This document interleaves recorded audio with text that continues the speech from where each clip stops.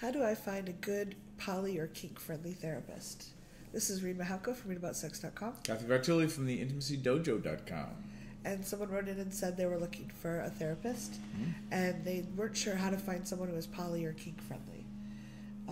I think one of the first things I would do is ask your community. What if you don't have a community? If you don't have a community? Yeah. If you can find one, great.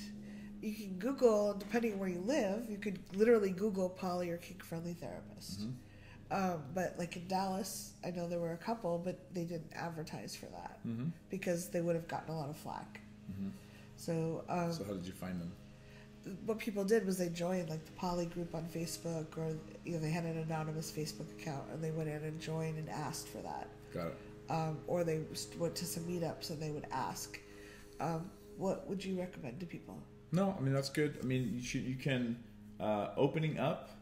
I think it's .net is the website for Tristan Taormino's book Opening Up, and I know that she has a resource section there. You could go to your local adult sex toy store, especially if it's women owned or kind of like feminist sex toy store, and ask. Or the dungeon if you're kinky. Or the dungeon if you're kinky, and ask there. The people that work in those kinds of venues will often have resource lists. You can certainly email me, but I might not know somebody in your area. That's where I would start. And, if you live in a small town that's very conservative, there might be a poly or kink-friendly therapist there, but like Cathy just said, who's not advertising because they don't want backlash. Yeah, so the nice thing is more and more people are working on Skype or doing distance coaching. They usually have to be in the same state for insurance, if you have insurance, from what I understand. But you can also just go in and ask them. A lot of people feel like if they get an appointment with a therapist, they kind of need to stick with that therapist versus calling up and saying, hey, is this person, are you kink or poly friendly? Yeah, there might be therapists who know other therapists as well. Or can you recommend, Sure. Or just spending the first, 10 minutes of a session actually interviewing them to figure out if they're a good fit for you. Because even if they're poly and kink friendly, they may have other things that make them not a good fit for you. Yeah. Loving More is another, is a national poly organization.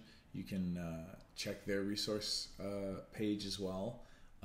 They would probably know a bunch of places. And you could also go to ASECT, which is the American Association for Sex Educators, Counselors, and Therapists, and check and see if they have a resource page as well, because that might also have that listed by region.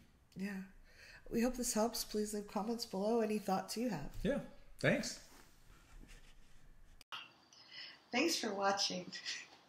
If you'd like to subscribe to my social media, it's right there.